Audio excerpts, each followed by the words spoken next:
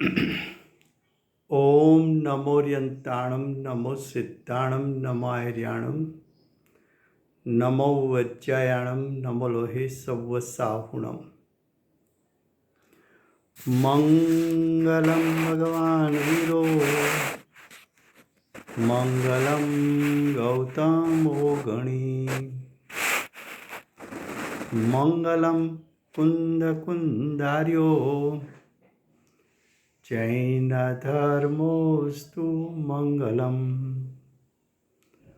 ओंकार बिंदु संयुक्तम नित्यं जायन्ति योगिना कामदं मोक्षदं चैव ओंकाराय नमो नमः। अहो उपकार जिनवर्नो कुंदनो ध्वनि दिव्यनो जीन कुंद ध्वनि आप्या अहो आ गुरु काननो तुझ ज्ञान ध्याननो रंग अमया दर्श रहो ओ शिव पद तक तुझ संग माता हाथ ग्रहो।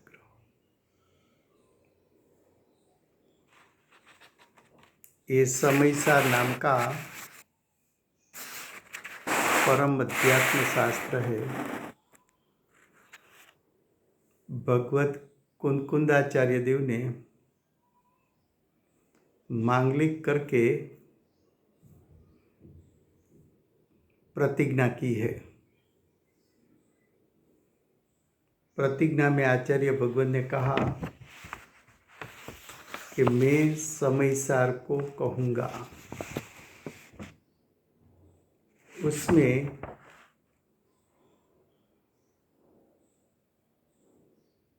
समय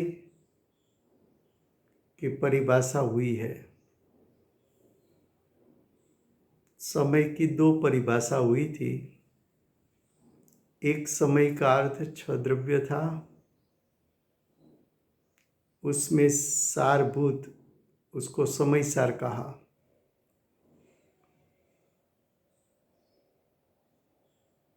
तो समयसार जीव को कहा।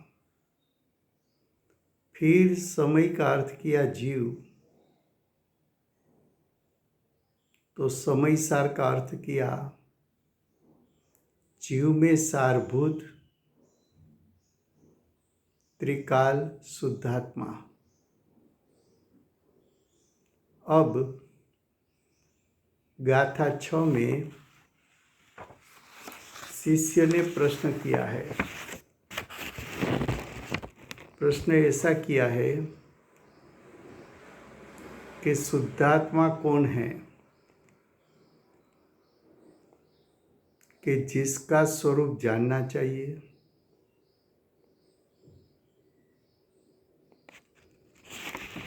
ऐसा शुद्धात्मा कौन है कि जिसका स्वरूप जानना चाहिए। तो हम गाथा 6 भावार्थ तक आए हैं। भावार्थ की प्रथम लाइन चली है। भावार्थ अशुद्धपणु પરદ્રવ્યના સંયોગથી આવે છે।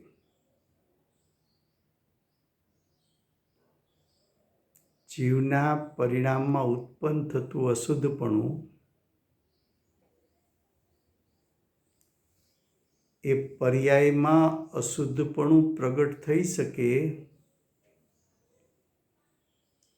पर्याय में अशुद्धपना प्रकट हो सके, ऐसे ही पर्याय में योग्यता है। लेकिन पर्याय में अशुद्धता हो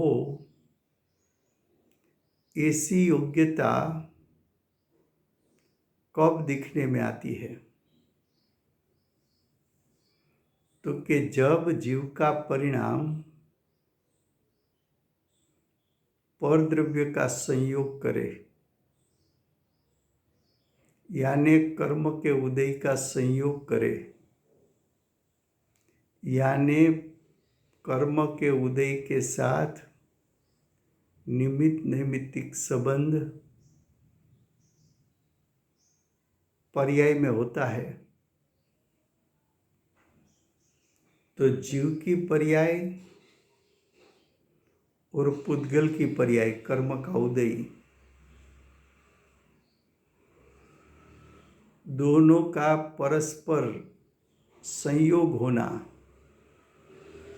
संयोग का अर्थ दोनों के बीच में निमित्त नैमित्तिक संबंध उत्पन्न होना।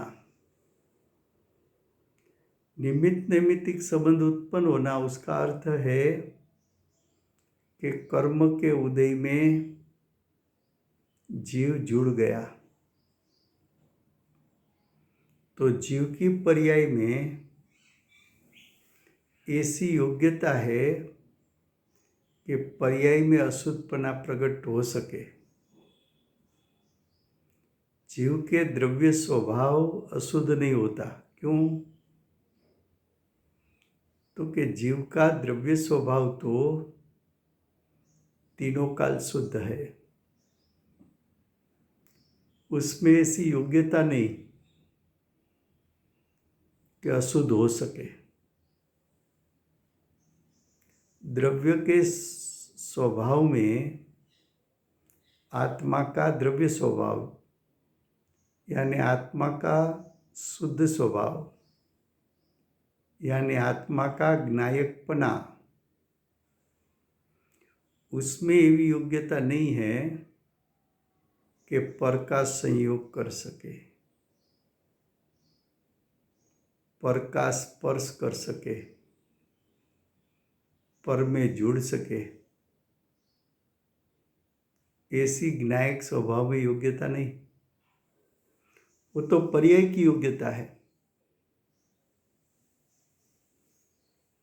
तो अशुद्धपणु परद्रव्य के संयोग से आता है। फिर से गुजराती में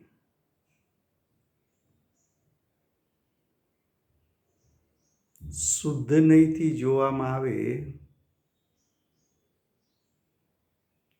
तो आत्मा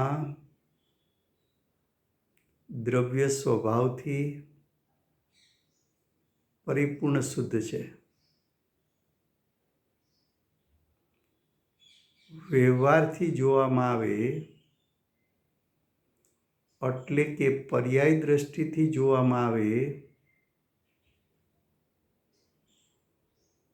तो जीवनी पर्यायમાં અશુદ્ધપણું પ્રગટ થઈ શકે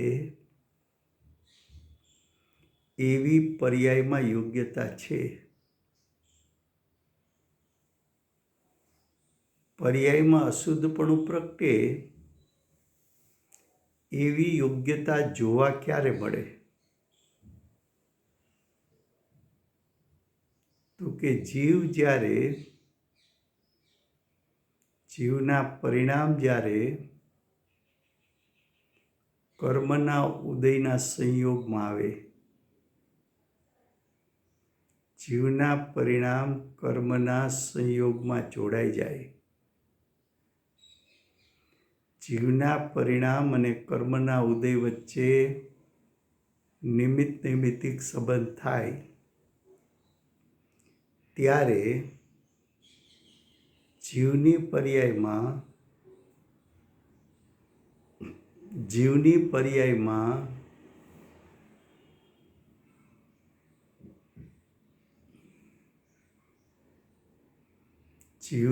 पर्यायમાં અશુદ્ધતા પ્રગટે એવી યોગ્યતા છે। આટલો વિષય ચાલી ગયો છે। હવે કે છે ત્યાં મૂળ દ્રવ્ય તો अन्य द्रव्यरूप थतुं ज नथी। मूळ द्रव्य एटले आत्मानो त्रिकाळ शुद्ध स्वभाव।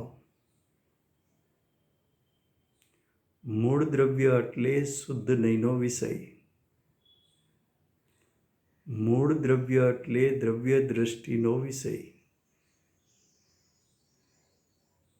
મૂળ દ્રવ્ય એટલે શુદ્ધ નહીંનો વિષય. મૂળ દ્રવ્ય એટલે પર્યાયને ગૌણ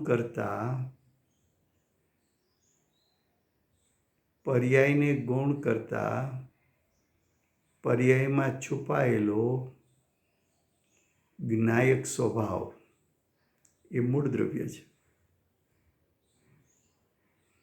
એ જ્ઞાયક સ્વભાવ અન્ય દ્રવ્ય રૂપ, અન્ય દ્રવ્ય એટલે કર્મના ઉદય એ પૂતગલ દ્રવ્ય છે, એ અન્ય દ્રવ્ય છે. તો મૂળ દ્રવ્ય એટલે જ્ઞાયક, પરદ્રવ્ય એટલે કર્મનો ઉદય એટલે પૂતગલ. તો જ્ઞાયક પૂતગલ દ્રવ્ય રૂપે થતું નથી અને પૂતગલ દ્રવ્ય જ્ઞાયક રૂપે થતું નથી.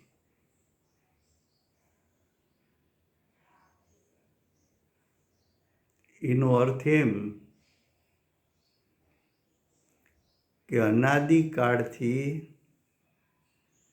જીવની દશામાં, જીવના પરિણામમાં, પરિણામની યોગ્યતાને કારણે અનાદિકાળથી પ્રત્યેક સમયે અશુદ્ધપણું ઉત્પન્ન થયું છે. તેમ છતાં જ્ઞાયક અશુદ્ધ થયો નથી, જ્ઞાયક દ્રવ્ય કર્મ રૂપે થયો નથી કે જ્ઞાયક પૂતગલ દ્રવ્ય રૂપે થયું નથી. જ્ઞાયકનું જ્ઞાયકપણું અનાદિથી આજ દિવસ સુધી સલામત છે. क्या कहा? मूल द्रव्य तो ज्ञायक स्वभाव है.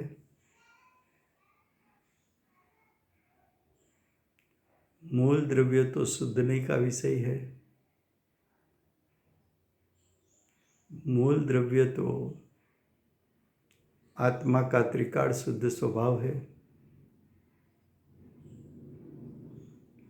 मूल द्रव्य तो जीव की शुद्ध या अशुद्ध पर्याय में छुपा हुआ है.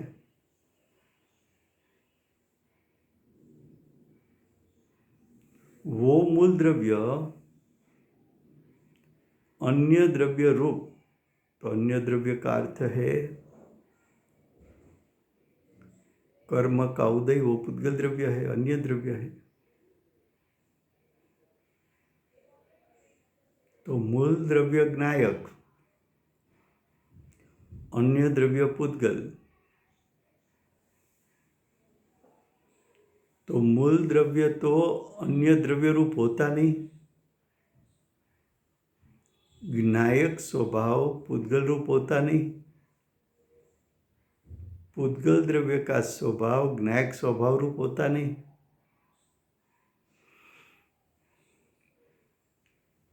ज्ञायक परिणाम की योग्यता के कारण अनादिकाल से प्रति समय अशुद्धता रूप परिणमन किया, फिर भी ज्ञायक रहा. ज्ञायक अशुद्ध नहीं हुआ, ज्ञायक कर्मना उदय रूप नहीं हुआ, ज्ञायक पूतगल द्रव्य रूप नहीं हुआ. ऐसा ज्ञायक स्वभाव से ऐसा है, अशुद्ध रूप नहीं हो सकता, कर्म उदय रूप नहीं हो सकता, परद्रव्य रूप नहीं हो सकता. अब आगे માત્ર પરદ્રવ્યના નિમિત્તથી અવસ્થા મલિન થઈ જાય છે. અવસ્થા મલિન થઈ જાય છે. દ્રવ્ય સ્વભાવ મલિન થતો નથી. અવસ્થા કેમ મલિન થાય છે? તો કે અવસ્થામાં મલિન થઈ શકે એવી યોગ્યતા છે. દ્રવ્ય સ્વભાવ મલિન થઈ શકતો નથી.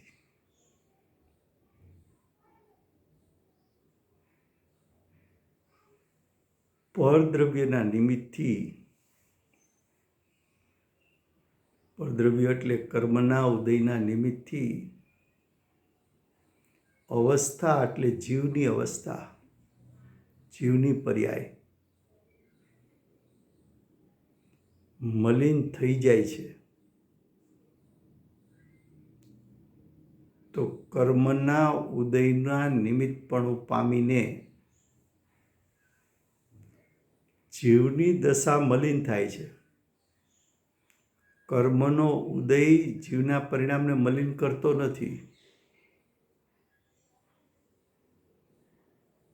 કર્મનો ઉદય જીવના અશુદ્ધ પરિણામનો કર્તા થતો નથી.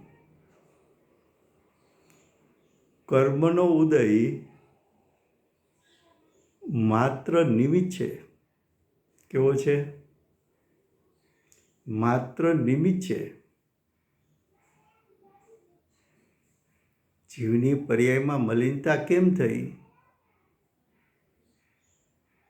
તો કે જીવની પર્યાયમાં એવી યોગ્યતા છે કે પરદ્રવ્યમાં લક્ષ કરે, પરદ્રવ્ય સાથે નિમિત્ત નૈમિત્તિક સંબંધમાં જોડાય. પરદ્રવ્ય એટલે કર્મના ઉદય સાથે નિમિત્ત નૈમિત્તિક સંબંધથી જોડાય તો જીવની અવસ્થા મલિન થઈ શકે એવી યોગ્યતા છે. પાણીમાં એવી યોગ્યતા છે કે મલિન થઈ શકે, ઉષ્ણ થઈ શકે, ક્ષારયુક્ત થઈ શકે. એ પાણીની પર્યાયમાં મલિનતા થઈ શકે, પાણીની પર્યાયમાં ઉષ્ણ થઈ શકે, પાણીની પર્યાય ક્ષારયુક્ત થઈ શકે. પણ પાણીનો શીતળ સ્વભાવ ઉષ્ણ ન થઈ શકે. પાણીનો મીઠાશરૂપ સ્વભાવ એ ખારાશરૂપ ન થઈ શકે. પાણીનો નિર્મળ સ્વભાવ મલિન ન થઈ શકે. क्या कहा?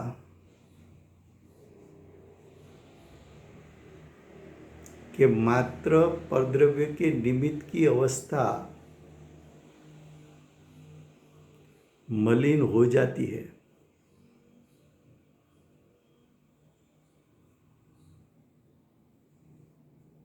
देखो, निमित्त पाया तो नैमित्तिक अवस्था उत्पन्न हुई. तो नैमित्तिक अवस्था मलिन हो सकती है. क्यों? तो क्या अवस्था में ऐसी योग्यता है पर के संग में मलिन हो सके?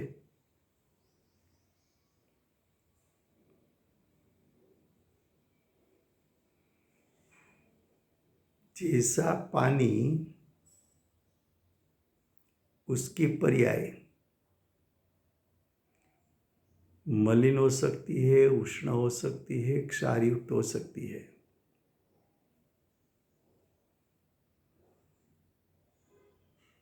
लेकिन पानी का स्वभाव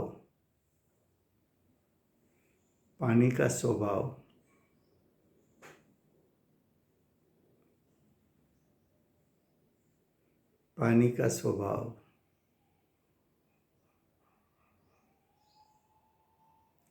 निर्मल, वो मलिन नहीं हो सकता। पानी का मिठास रूप स्वभाव क्षारयुक्त नहीं हो सकता। पानी का शीतल स्वभाव उष्ण नहीं हो सकता।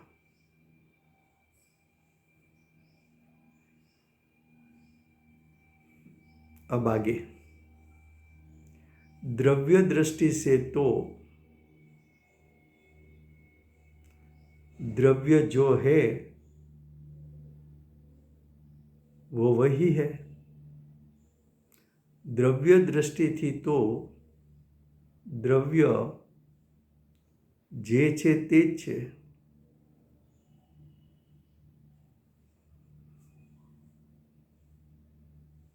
द्रव्य दृष्टि का अर्थ है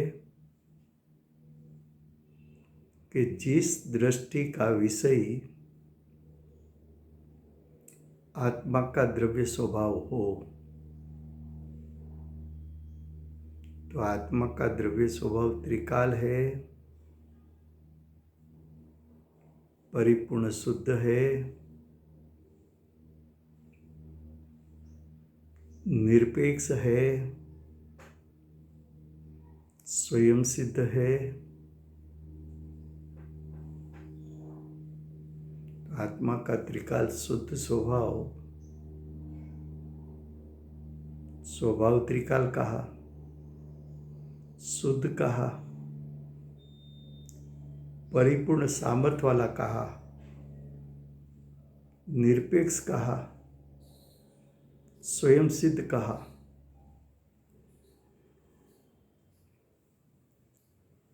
आत्मा की वर्तमान पर्याय को गौण कर दे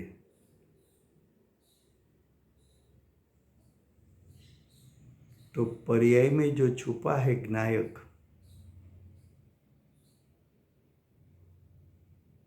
वो ज्ञायक को द्रव्य दृष्टि से देख। द्रव्य स्वभाव से देख, द्रव्य स्वभाव की शुद्धता से देख, तो द्रव्य स्वभाव जो है वही है, क्योंकि द्रव्य स्वभाव तो पलटता नहीं। त्रिकाल एक रूप, एक रूप, एक रूप, एक रूप, एक रूप।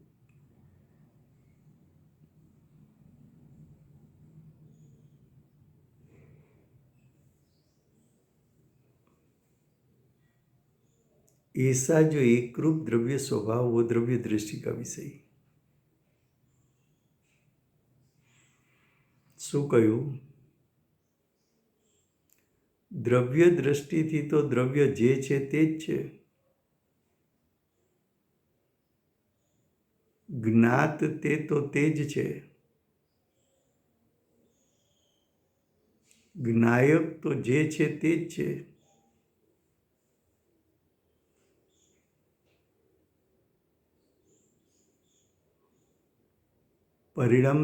પરિણમન કરવાવાળો જ્ઞાયક એના પરિણામને ગૌણ કરી નાખ, તો પર્યાયમાં છુપાયેલો શુદ્ધ જ્ઞાયક એ દ્રવ્ય દૃષ્ટિનો વિષય છે। જ્ઞાયક કેવો છે? ત્રિકાળ છે, પરિપૂર્ણ છે, શુદ્ધ છે, સ્વયં સિદ્ધ છે, નિરપેક્ષ છે। ક્યારે? ત્રણે કાળ।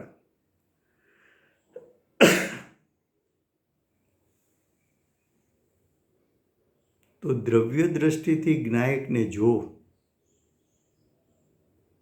તો જે છે તે જ છે।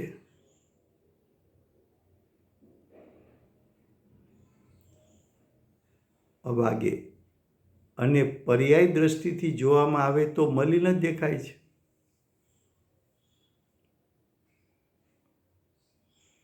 જીવને પર્યાય દ્રષ્ટિથી જો તો અજ્ઞાની બધા જીવોને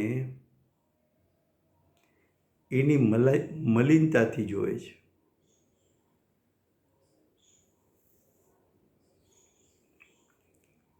દ્રષ્ટાંત આપ્યો હતો ને, કોઈને ત્યાં સગપણ કરવું હોય, કુટુંબની તપાસ કરાવે તો તપાસ કરનારે અભિપ્રાય આપ્યો, આમ તો માણસો સારા છે, ખાનદાન છે, આગળ વધો તો કંઈ વાંધો નહીં, પણ જરા લોભી છે.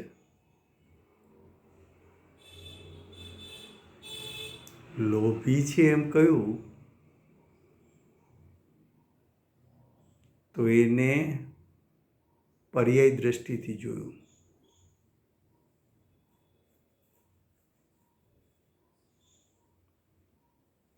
ફલાણા માણસ છે તો સારા, પણ થોડા શોર્ટ ટેમ્પર છે, એને ક્રોધ આવતા વાર નથી લાગતો, જરા સંભાળીને એની સાથે કામ કરવું. તો ક્રોધી છે એ ક્રોધીપણું એ તો પર્યાયમાં છે, લોભીપણું એ તો પર્યાયમાં છે.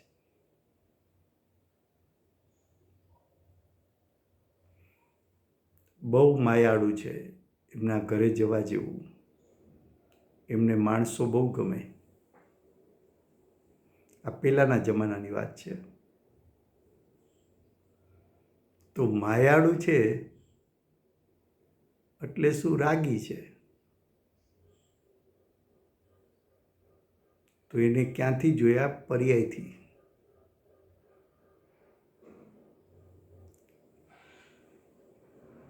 ક્યાંથી જોયા? તો કે પર્યાયથી.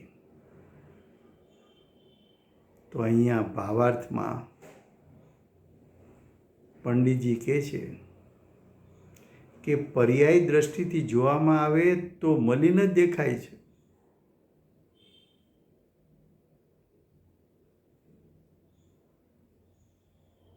क्या कहा? हम सब जीव को कहाँ से देखते हैं?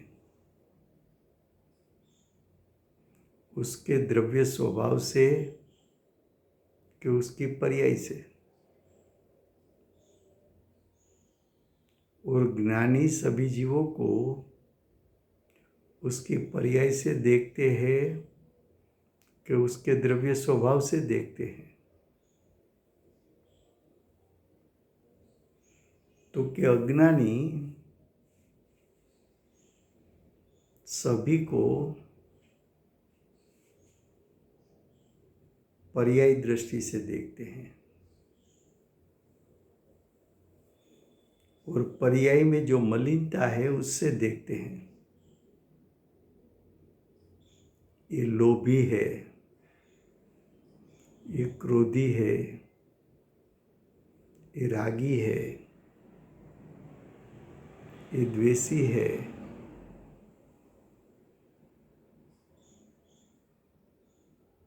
तो लोभपना, रागपना, क्रोधपना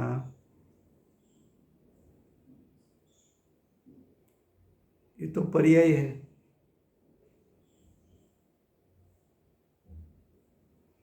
तो पर्याय दृष्टि से देखने में आए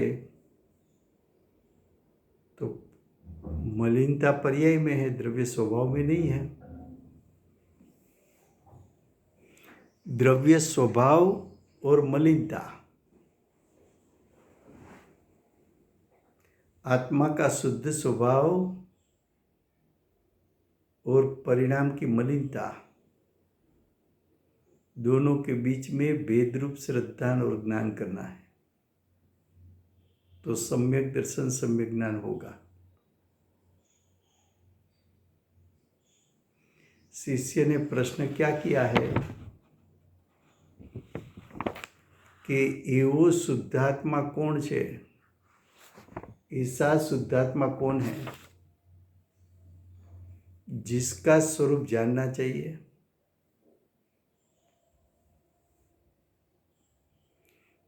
तो द्रव्य दृष्टि का विषय है, ऐसे शुद्धात्मा को जानना चाहिए।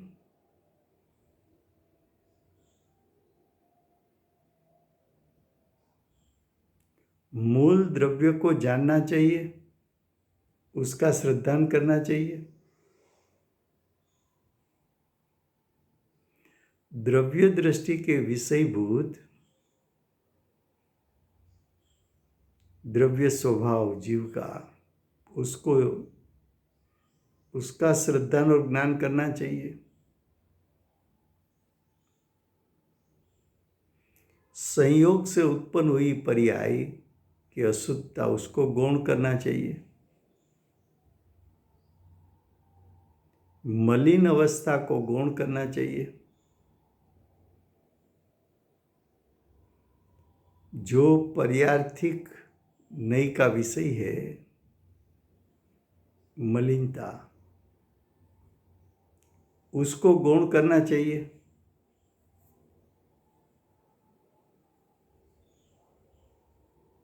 अब आगे એ રીતે આત્માનો સ્વ હાજી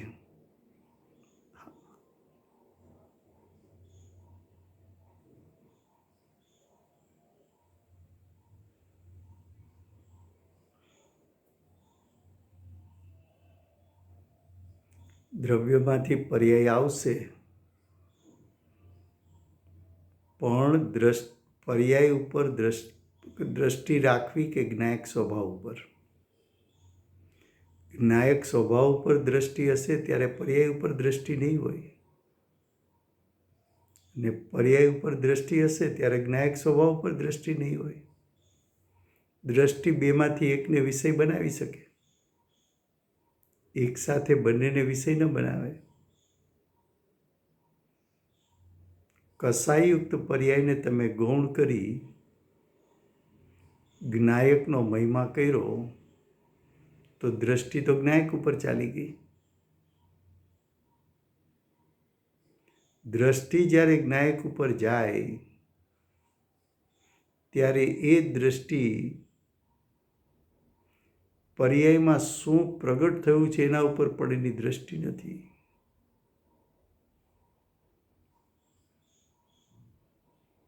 જ્ઞાયક ઉપર દ્રષ્ટિ ગઈ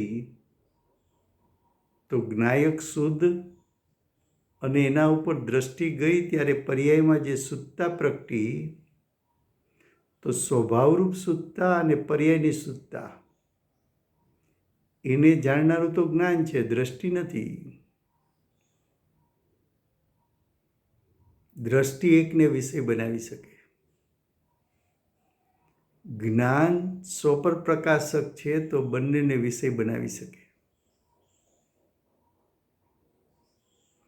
દ્રષ્ટિ તો નિર્વિકલ્પ છે, દ્રષ્ટિનો વિષય તો અભેદ છે, ભેદ છે જ નહીં.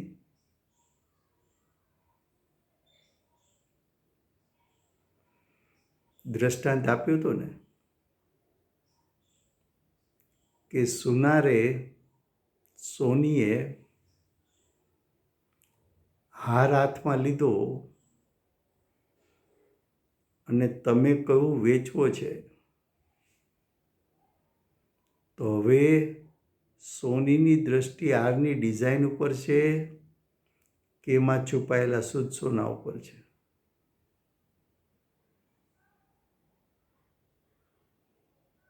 અને એ જ હાર 50 વર્ષ 100 વર્ષ જૂનો હોય, સોનીએ લઈ લીધો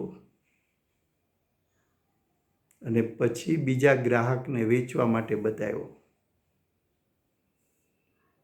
તો હવે સોનીની દ્રષ્ટિ એમાં કેટલું શુદ્ધ સોનું છે ત્યાં છે કે આ એન્ટિક ડિઝાઇન હવે મળતી નથી એવું વર્ણન કરે છે.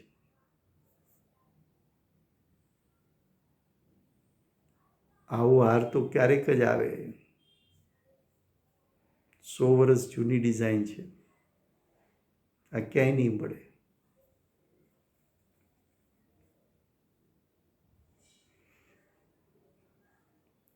તો દ્રષ્ટિ સ્વભાવ પર છે.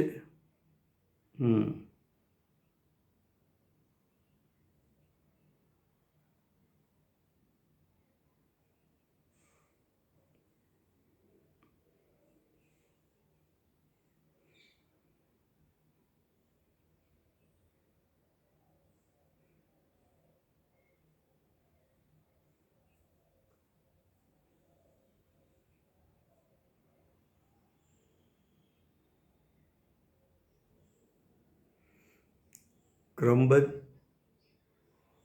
નહીં, ક્રમબદ્ધનો સાચો નિર્ણય કોને હોય છે?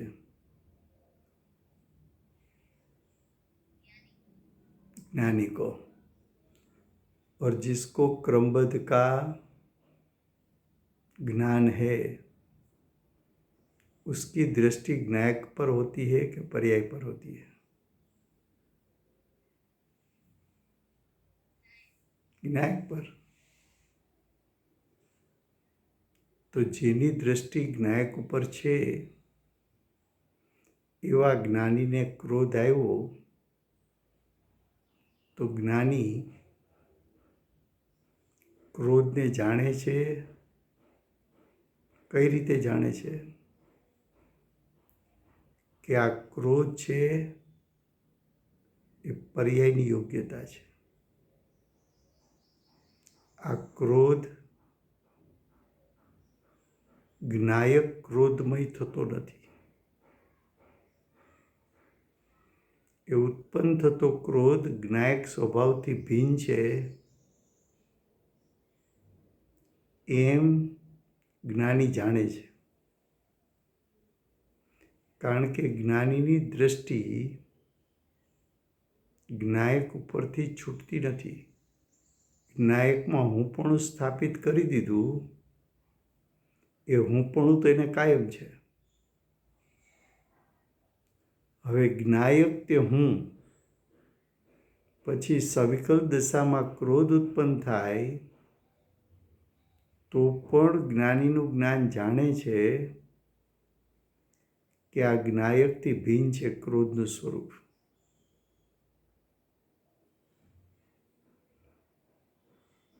અત્યારે તો એટલું જ બતાવવું છે કે એક શુદ્ધનયનો વિષય છે, એક વ્યવહારનયનો વિષય છે। શુદ્ધનયનો વિષય હા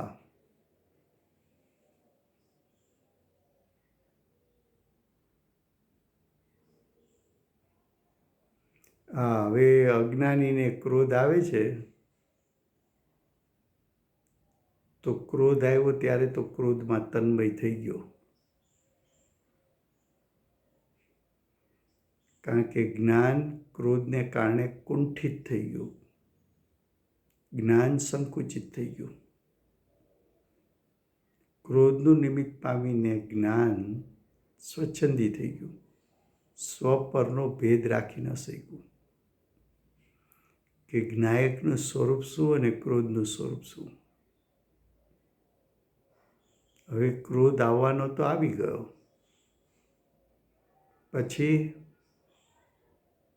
પછી તો વિચાર કર કે આ ક્રોધ મારું સ્વરૂપ છે, જ્ઞાયકનું સ્વરૂપ છે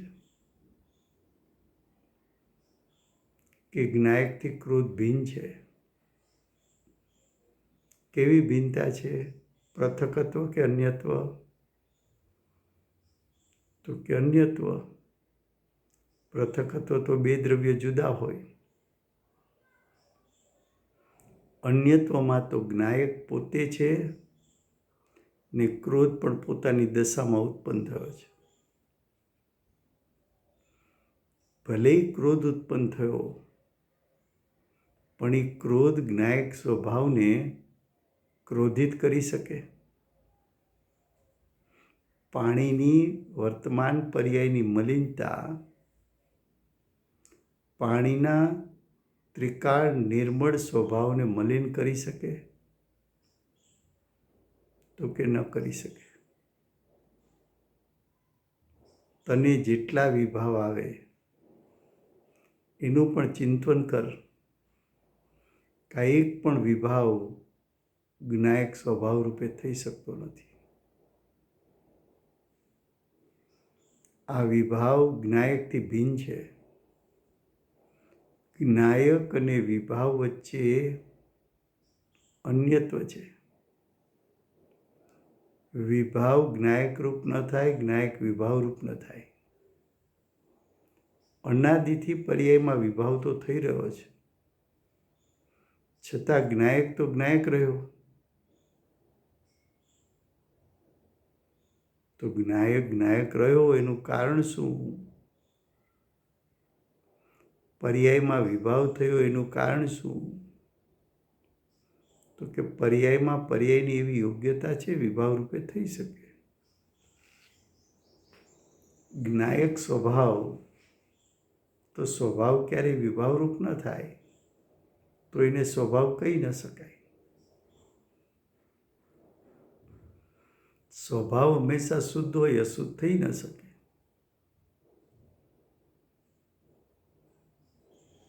સવિકલ દશા છે, અજ્ઞાની છે, પણ ચિંતન તો કર. બેનશ્રીના પત્રમાં એણે લખ્યું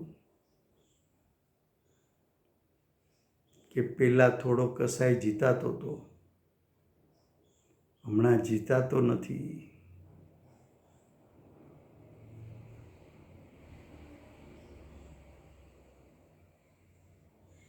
પહેલાં કરતાં વર્તમાનમાં પહેલાં જેવો પુરુષાર્થ નથી, હમણાં હું પ્રમાદી થઈ છું. પણ એ પ્રમાદપણું પર્યાયમાં છે,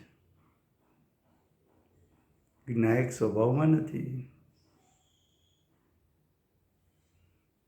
ધ્યાનથી સાંભળજો, એક દ્રષ્ટાંત આપું છું. દૂધ દુણાઈ જાય તો એને રાખી શકાય કે ફેંકી દેવું પડે? એવો એક દ્રષ્ટાંત. હવે બીજો દ્રષ્ટાંત. સોનાનો ઘાટ બગડી ગયો તો સોનું ફેંકી દેવાય કે એનો ઘાટ સુધરી શકે?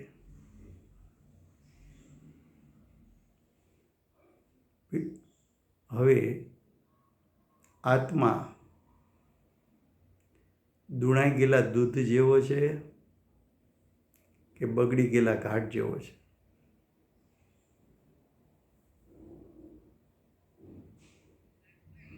હા.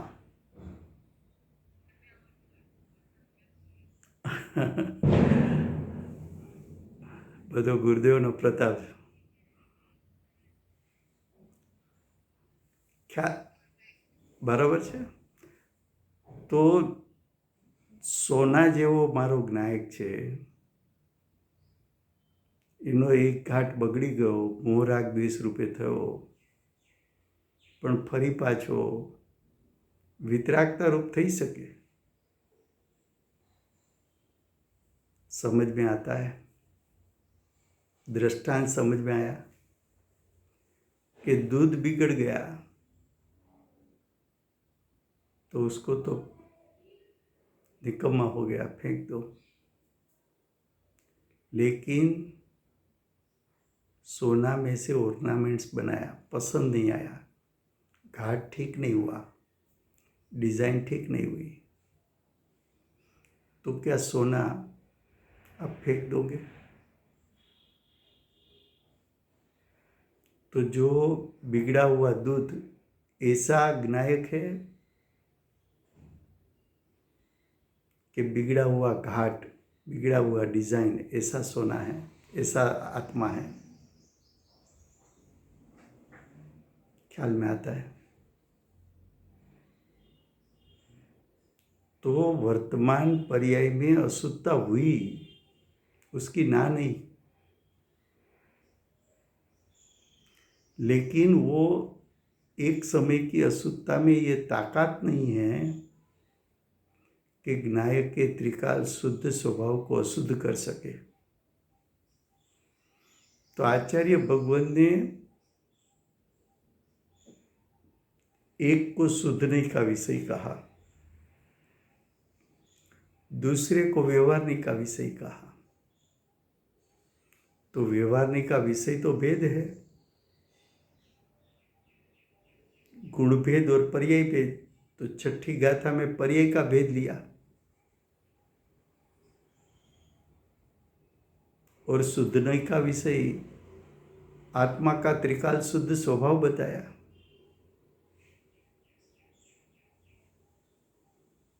तो जो पर्याय में अशुद्धता हुई तो ये योग्यता पर्याय की है, द्रव्य स्वभाव में ऐसी योग्यता नहीं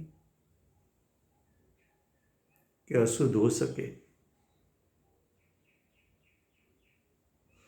इसलिए यहां कहा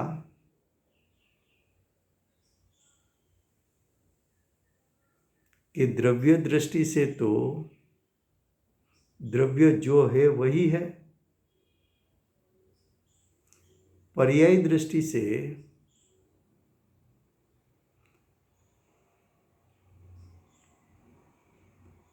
दृष्टि से देखने में आए तो मलिनता दिखने में आती है। देखो, दोनों का स्वीकार तो किया, शुद्धने का विषय भी वहां है और व्यवहारने का विषय भी वहां है। शुद्धने का विषय ज्ञायक है, व्यवहारने का विषय मलिन पर्याय है, दोनों है।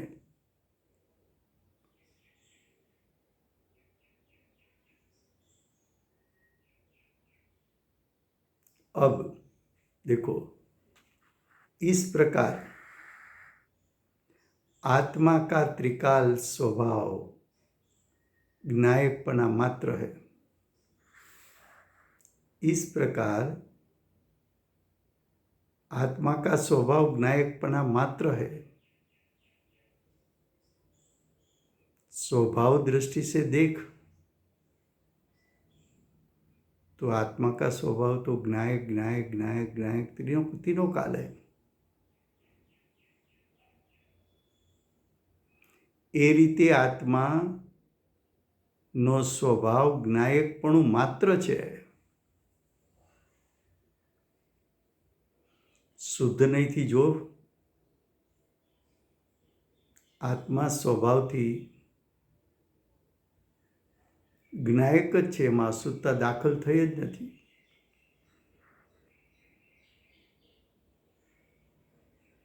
અને તેની અવસ્થા પૂતગલ કર્મના નિમિત્તથી રાગાદિરૂપ મલિન છે, તે પર્યાય છે।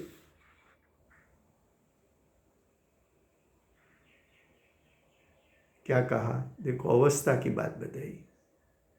तेनी अवस्था ज्ञायक की पर्याय पूतगल कर्म का निमित्त से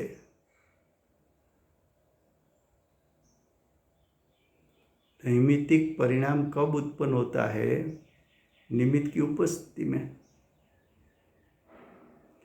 तो जीव का रागादि परिणाम नैमित्तिक परिणाम है, तो बाहर में निमित्त कौन है?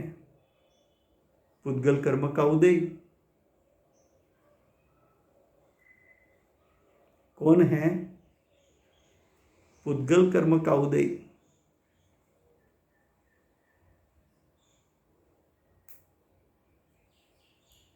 तो पर्याय में ऐसी योग्यता है कि निमित्त में जुड़ जाए तो पर्याय में मलिनता उत्पन्न हो जाए।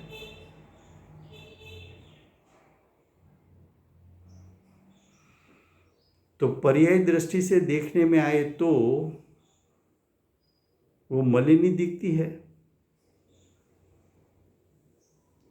और द्रव्य दृष्टि से देखने में आए तो ज्ञायकपना तो ज्ञायकपना ही है।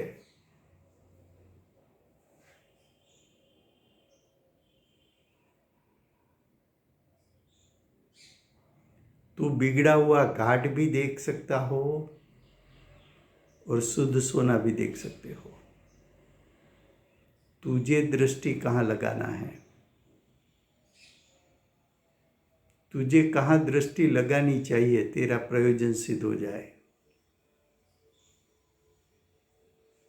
तेरा प्रयोजन परिणाम में शुद्धता प्रकट करना है, तो तेरी दृष्टि द्रव्य स्वभाव पर गिरेगी। उसी समय आत्मा के ज्ञायक के अनंत गुण आंशिक शुद्धता रूप परिणमित हो जाएगा।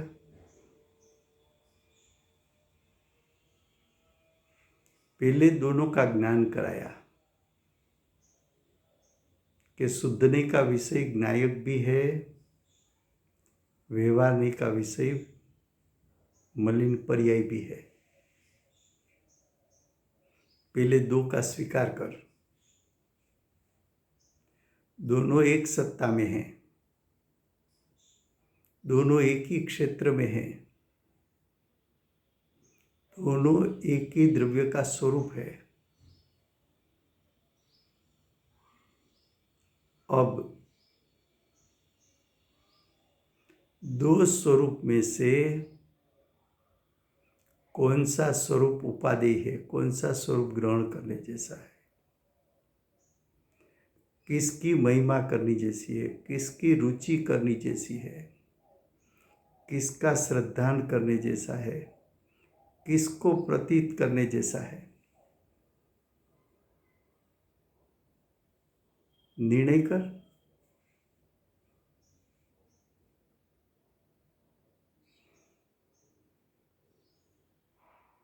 समयसार समझने में आसान है, ऐसा कुछ नहीं है। थोड़ी हिम्मत करके एक एक शब्द को बीन करके समझने की कोशिश करे तो स्वयं समझ सकता है, अपने पांव पर खड़ा रह सकता है।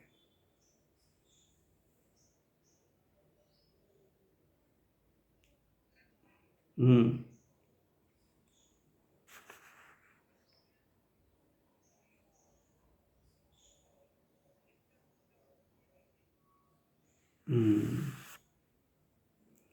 तो सबसे पहले स्वीकार करना ये कि द्रव्य गुण पर्याय एक स्वरूप अस्तित्व है, एक ही अस्तित्व है, यानी एक ही क्षेत्र में समा हुआ है। अब द्रव्य है, जो त्रिकाल द्रव्य है, उसमें दो प्रकार का सामर्थ्य है। द्रव्य स्वभाव अनंत गुणात्मक है। उसका अर्थ ये कि द्रव्य स्वभाव को में अनंत स्वभाव एकत्वपणे पड़ा है। तो द्रव्य स्वभाव को उसको अनंत स्वभाव से देखना, ऐसा एक सामर्थ्य द्रव्य स्वभाव में है।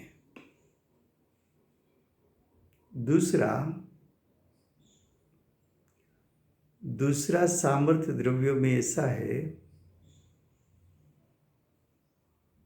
कि द्रव्य स्वभाव पर्याय का पिंड है।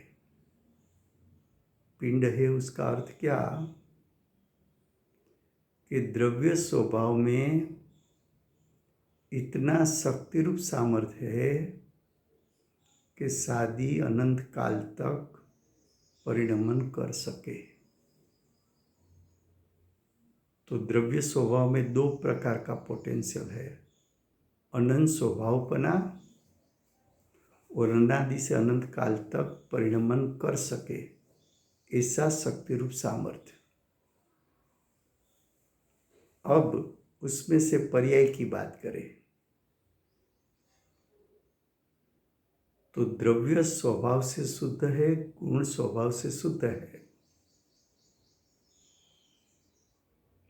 पर्याय में वो स्वभाव रूप परिणमन करे तो शुद्धता रूप परिणमन कर सके, ऐसा पर्याय का स्वभाव है। और पर्याय में पर का संग करे तो विभाव रूप हो सके, ऐसी योग्यता है।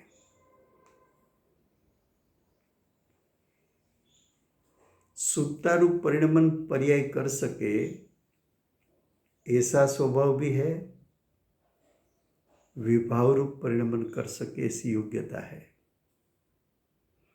चाहे एकेंद्रीय जीव हो, निगोद का जीव हो, तो भी उसका द्रव्य स्वभाव शुद्ध, उसके अनंत गुण शुद्ध, उसकी पर्याय में भी शुद्धता पंचेंद्रिय संगनी होने के बाद प्रकट हो सके, ऐसा सामर्थ्य है, और विभाव रूप परिणमन कर सके ऐसी योग्यता है। सिद्ध भगवान में भी द्रव्य स्वभाव शुद्ध, गुण का स्वभाव शुद्ध, पर्याय शुद्धता रूप परिपूर्ण शुद्धता रूप परिणमित हुई है। उसमें भी विभाव रूप परिणमन करने की योग्यता है, लेकिन सिद्ध परमात्मा सिद्ध होने के बाद योग्यता होने पर भी कभी अशुद्धता रूप परिणमन नहीं करेंगे। क्यों नहीं करेंगे? तो कि अशुद्धता रूप परिणमन करना है तो स्वभाव से च्युत होना पड़ता है। तो सिद्ध भगवान की दृष्टि और उपयोग ज्ञायक स्वभाव से सादी अनंत काल तक कभी भी च्युत नहीं हो सकता, इसलिए वो अशुद्धता रूप परिणमन नहीं कर सकते। एक कारण। दूसरा कारण कि उसमें योग्यता है, लेकिन योग्यता का नियम क्या बताया कि कर्म का उदय का संग होना चाहिए। तो सिद्ध परमात्मा की सत्ता में घाती अघाती कर्म सब तो नाश हो गया, तो उसकी सत्ता में कर्म तो है नहीं, कर्म है नहीं तो उदय आने वाला नहीं। तो सिद्ध परमात्मा को विभाव रूप योग्यता रूप परिणमन करने के लिए जो बाह्य संयोग में निमित्त चाहिए द्रव्य कर्म का, वो कभी होने वाला नहीं है। इसलिए उसमें योग्यता होने पर भी सिद्ध परमात्मा कभी भी विभाव रूप परिणमित हो नहीं सकते। तो ये पर्याय का स्वरूप है। हाँ, तो ऐसा स्वरूप है। तो देखो यहाँ का क्या कहा कि पर्याय दृष्टि से देखने में आए तो मलिनता दिखती है, और द्रव्य दृष्टि से देखने में आए तो ज्ञायकपना ही है। घाट बिगड़ा हुआ है, उसी समय सुनार को उसमें शुद्ध सोना दिखता है। शुद्ध सोना तो शुद्ध सोना है। तो यहां तक रखते हैं, समय हुआ है।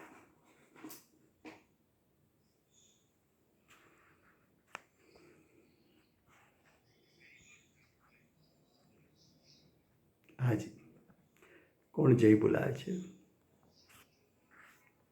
हाँ,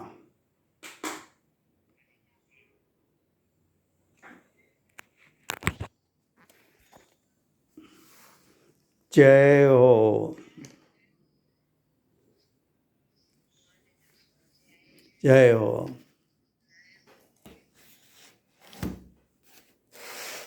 जय हो, जय हो।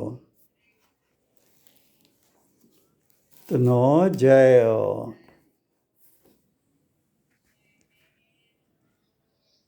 जय हो। कि भगवान नो जय हो,